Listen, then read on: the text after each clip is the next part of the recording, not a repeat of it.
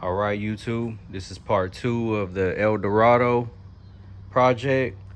So we gutted out everything out the trunk already. Went ahead and gutted out the whole car. Took all of the old wiring out. And this is what it was right here, man. Look how much wiring this is, man. Like, I understand. You know, there's a lot of wiring that goes into these cars. You can see my other video where I described some of my wiring work, but I feel like this is like over excessive. Man, this is crazy. All of this literally only came out of the interior of the car. All that was in the trunk was just the main power wires and the set of RCAs, which is this, and the power wires that go to the batteries. But all this other wiring, man, it's crazy. So yeah, we went ahead, got rid of all of that, and sound deadened the whole floor pan,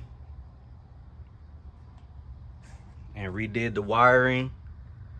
So I got everything labeled right here, you know, for his console 6.5s and tweeters and the neons and the fit, the RCAs. So I got everything ran today. I'm gonna go ahead and clean it up just a little bit. Got the power wire and the remote wire ran on the other side separate from the RCA, so ain't no interference. It's coming along pretty good. Next, I'm probably just gonna clean up a little bit of the wiring, you know, wrap it up, go ahead and lay the carpet down. I patched up the hole on the floorboard where it had the burn hole through. Had a little small hole from where the main power wire caught fire last time from rubbing against the sheet metal. So I got all that fixed up. Trunk is all gutted out. Here's all the wiring. So I'm gonna go ahead and clean out the trunk too, give it a wipe down just so it's not all dusty and all dirty. I believe all of that stuff is from the fire extinguisher. Then once I put the carpet in there, I'll go ahead and start putting the seats in, because the seats weren't mounted right. If you remember from the first video, the seats were like all loose. They were just drilled through a little small hole that he had here on the side somewheres. So I'm gonna put the seats in there, make them some custom brackets, get it right, get everything bolted in place, get the seats working. I also have to find the power in one of these to see if they even have power. You can kind of see where it melted right here, his power wire, and it kind of melted into some of the original factory wires right here. So I need to go through some of that wiring still and see what's up. All right, y'all, so I got the carpet laid down. We went ahead and went back with the original gray color. The color he had in here the first time was blue, but after we ripped that one out, he decided to go back with the gray. So I went ahead and went back with the gray molded carpet. So everything's already formed to the shape of the floor pan. And I like using these whenever you're going back with a basic color, because they just sit right up in there. It's a little bit easier than whenever you're doing a custom carpet and you have to make your own sew lines and all of the curves and stuff like that. So yeah, it's looking good. I got to do a little bit of trimming on the edges right here and up under the dash and stuff like that, but it's pretty much set in place.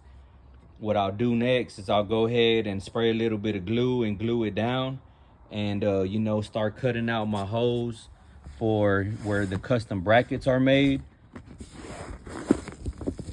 So I got the holes already made right here. Probably what I'm gonna go ahead and do is I'm gonna go ahead and cut the hole, line everything up, cut the holes for the front where I have the holes made for the front of the bracket. And then my original plan was to put the bracket underneath the carpet and lay it over, but I feel like the bracket's a little bit too high and I don't want it to be sitting up and looking kind of bulky right here, and that'll kind of mess up the form of the carpet. So what I'm gonna do is I'm gonna go ahead and lay it all flat, and then with some of this excess that I cut off of the carpet on here, I'll just wrap the bracket in the same color. That way, you know, it looks nice and it's the same gray and the same carpet, and you know, it'll look like it just, you know, it just goes there. So yeah, I'm gonna go ahead and get the seats wired up, make sure the lean back and the slide back is working, and go ahead and stick them in there so I can continue on with the center console. We're gonna do the center console from the front all the way through the middle, and then you know, coming up the back, and you know, we're gonna go from there, man. All right, so we got the slide back working on both seats, and we got the lean back working on both seats. So everything's looking good. You can see right here, I got both of them moving in motion. So I'm ready to wire these up. I'll be wiring these up to a separate toggle switch, and then one to the original switch from the door panel.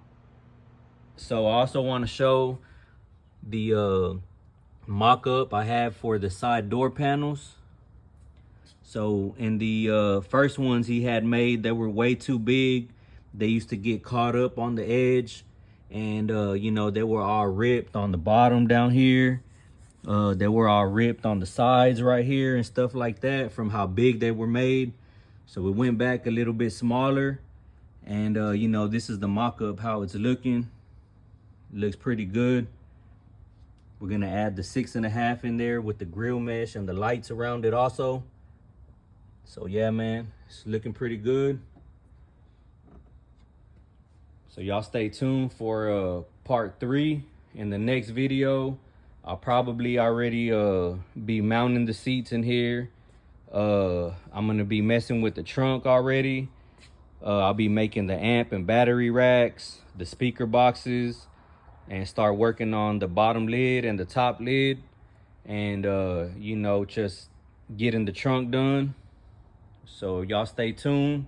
This Isaac with Diamonds and Wood Customs, 713-835-2833. Y'all let me know if y'all need any work done. I appreciate everybody watching.